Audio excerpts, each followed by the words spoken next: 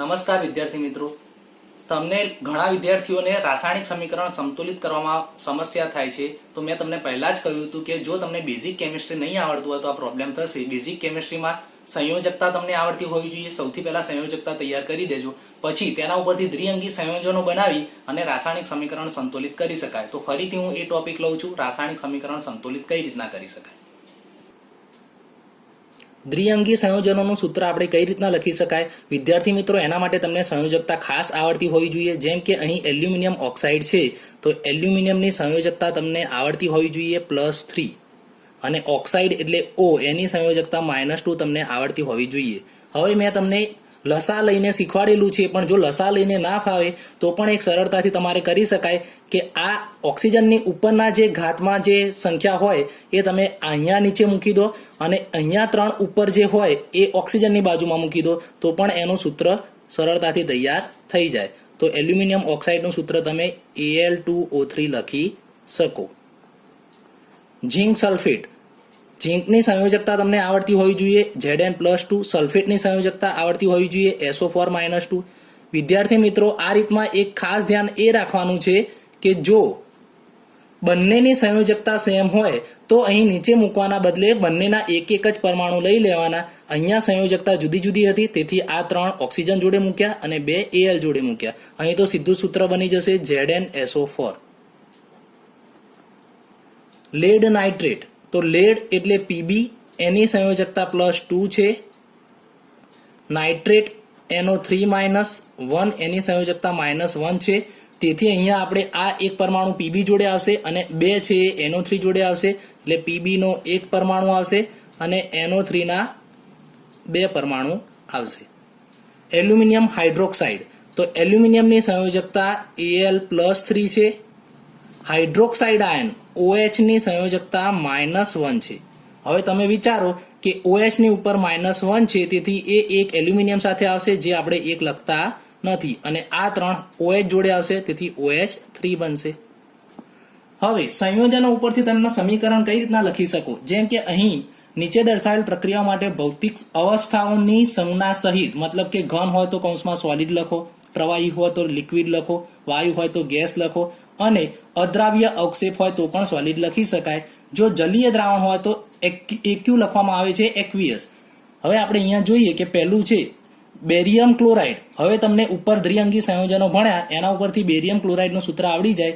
Ba+2 Cl -1 છે, તેથી barium ક્લોરાઇડનું સૂત્ર તમારું બનશે Ba+2 અને Cl -1 છે. 1 અહીં આવશે અને અહીં 2 આવશે, એટલે BaCl2 બેરિયમ ક્લોરાઇડનું સૂત્ર થાય. તે જ રીતના પ્લસ એટલા માટે લખવામાં આવે છે કે આ બંને પ્રક્રિયકો છે, પ્રક્રિયકો સમીકરણમાં ડાબી બાજુ લખવામાં આવે છે, તેથી પ્લસ. સોડિયમ સલ્ફેટ, તો સોડિયમ સલ્ફેટનું સૂત્રમાં Na નો +1 ચાર્જ છે, સલ્ફેટનો -2 ચાર્જ છે. હવે આ -2 નો બગડો અહીં આવશે, તેથી સોડિયમ સલ્ફેટનું સૂત્ર થશે Na2SO4. બંનેનું પાણીમાં બનાવેલું દ્રાવણ છે, તેથી મિત્રો કૌંસમાં આપણે એક્વિયસ લખશું, બંનેનું પાણીમાં બનાવેલું દ્રાવણ હોવાથી. વચ્ચે પ્રક્રિયા થઈ એટલે હવે આ બંને વચ્ચે પ્રક્રિયા થાય છે અને નિપજ બને છે. નિપજ આપણે તીરની જમણી બાજુ લખવામાં આવે છે. અદ્રાવ્ય બેરિયમ સલ્ફેટ, બેરિયમ સલ્ફેટનું સૂત્ર આપણે Ba+2 અને SO4 -2, તેથી ઝીંક સલ્ફેટની જેમ BaSO4 જ બનશે, કારણ કે ઉપર ચાર્જ બંનેના સરખા છે, તેથી BaSO4 બેરિયમ સલ્ફેટ બનશે. હવે એ અદ્રાવ્ય હોવાથી આપણે કૌંસમાં સોલિડ લખીશું. અને સોડિયમ ક્લોરાઇડનું દ્રાવણ, તેથી આપણે અહીં સોડિયમ ક્લોરાઇડ Na+1 અને Cl -1, એમાં પણ એવું જ છે, +1 -1 છે, તેથી આપણે બંનેનો એક પરમાણુ લેવો પડશે અને દ્રાવણ એટલે એક્યુ લખશું, એક્વિયસ. હવે આ સમીકરણ સંતુલિત સમીકરણ નથી. ડાબી બાજુમાં Cl ના 2 પરમાણુ છે, જમણી બાજુમાં Cl નો એક જ પરમાણુ છે, તેથી NaCl ની આગળ આપણે 2 વડે ગુણવું પડશે. Na ના 2 પરમાણુ જમણી બાજુમાં છે, ડાબી બાજુમાં થઈ ગયા છે, બાકી બધું સંતુલન થઈ ગયું છે. બીજું એક સમીકરણ છે સોડિયમ હાઇડ્રોક્સાઇડના દ્રાવણ. હવે પાણીમાં બનાવેલું દ્રાવણ સોડિયમ હાઇડ્રોક્સાઇડનું છે, તો સોડિયમનો Na+1, હાઇડ્રોક્સાઇડનો -1, તેથી +1 -1 બંને સમાન હોવાથી સૂત્ર NaOH થશે, અને પાણીમાં બનાવેલું છે તેથી આપણે એક્યુ લખશું. હાઇડ્રોક્લોરિક એસિડના દ્રાવણ, હાઇડ્રોક્લોરિક એસિડ એટલે HCl નું દ્રાવણ, એનું પણ દ્રાવણ છે એટલે આપણે કૌંસમાં એક્વિયસ લખશું. પ્રક્રિયા કરી એટલે હવે નિપજ આપશે, તેથી આપણે અહીં તીર કરશું. સોડિયમ ક્લોરાઇડ, સોડિયમ ક્લોરાઇડનું NaCl ઉપર આવી ગયું હાલ જ દ્રાવણ NaCl નું દ્રાવણ ઉપર આવી ગયું એટલે સોડિયમ ક્લોરાઇડનું દ્રાવણ એક્વિયસ લખશું અને પાણી ઉત્પન્ન કરે છે. પાણી H2O અને પાણી આપણને ખબર છે કે કઈ અવસ્થામાં હોય, પ્રવાહી અવસ્થામાં હોય, તેથી કૌંસમાં આપણે લિક્વિડ લખીશું. આ રાસાયણિક સમીકરણ સંતુલિત છે જ, તેથી આને કંઈ કરવાનું જરૂર નથી. નીચે દર્શાવેલી રાસાયણિક પ્રક્રિયાઓ માટે સમતોલિત સમીકરણ લખો. અહીં કૌંસમાં સંજ્ઞા લખવાની જરૂર નથી, ખાલી એવું લખ્યું છે સમતોલિત સમીકરણ લખો.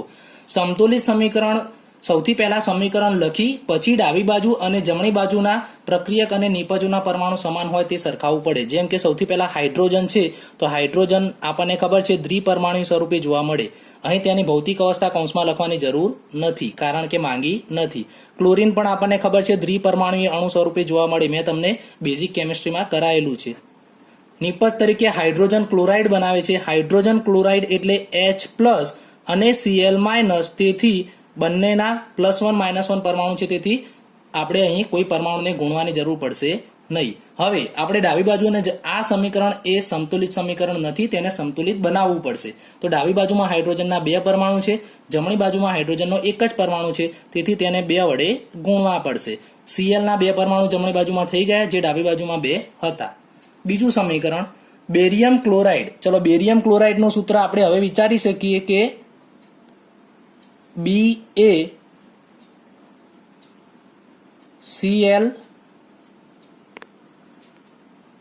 BaCl2 Ba નો +2 ચાર્જ છે, Cl નો -1 છે, તેથી આપણે હમણાં દ્વિઅંકી સંયોજનો બનાવવાનું શીખ્યું, એના આધારે આ નક્કી કરી શકાય.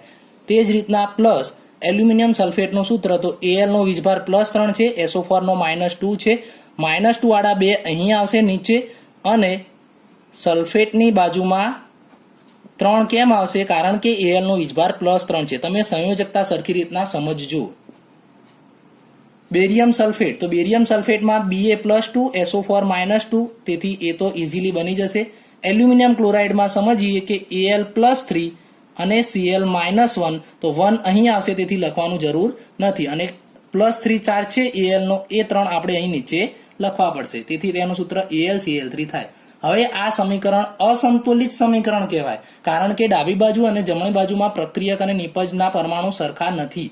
જેમ કે અહીં એલ્યુમિનિયમના ડાબી બાજુમાં 2 પરમાણુ છે જ્યારે જમણી બાજુમાં એક જ પરમાણુ છે, તેથી તેને 2 વડે ગુણવું પડશે. હવે Cl-ના 6 પરમાણુ થઈ ગયા જ્યારે ડાબી બાજુમાં Cl-ના 2 જ પરમાણુ છે, તેથી તેને 3 વડે ગુણવું પડશે. હવે બેરિયમના ડાબી બાજુમાં 3 પરમાણુ છે જ્યારે જમણી બાજુમાં એક જ પરમાણુ છે, તેથી તેને અહીં 3 વડે ગુણવું પડશે. તેથી સલ્ફેટના પણ 3 થઈ ગયા, સલ્ફેટના પણ 3 થઈ ગયા.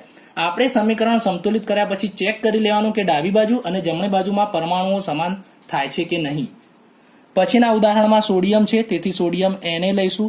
એની પાણી સાથે પ્રક્રિયા, તેથી H2O લઈશું. gives સોડિયમ હાઇડ્રોક્સાઇડ એટલે Na+1 OH -1 +1 -1 હોવાથી સૂત્ર NaOH જ બનશે અને હાઇડ્રોજન મુક્ત થાય છે. આપણને ખબર છે હાઇડ્રોજન દ્વિપરમાણુ સ્વરૂપે હોય, તેથી H2 લખવું પડશે. હવે આ સમીકરણ સંતુલિત સમીકરણ નથી, તેથી ડાબી બાજુમાં હાઇડ્રોજનના 2 પરમાણુ છે જ્યારે જમણી બાજુમાં હાઇડ્રોજનના 3 પરમાણુ છે, તો આપણે બંને બાજુમાં 4 પરમાણુ કરી શકીએ. હાઇડ્રોજનના જો અહીં 2 વડે જમણી બાજુ ગુણવામાં આવે તો હાઇડ્રોજનના 4 પરમાણુ થઈ ગયા, તેથી ડાબી બાજુમાં પણ આગળ 2 વડે ગુણીએ. હવે હાઇડ્રોજનના ડાબી બાજુમાં પણ 4 પરમાણુ અને જમણી બાજુમાં પણ 4 પરમાણુ થઈ ગયા. ઓક્સિજનના પરમાણુ ચેક કરીએ તો અહીં 2 છે, અહીં પણ 2 છે. સોડિયમના પરમાણુ ડાબી બાજુમાં એક જ છે જ્યારે જમણી બાજુમાં સોડિયમના પરમાણુ 2 છે, તેથી સોડિયમની આગળ 2 વડે ગુણવું પડશે.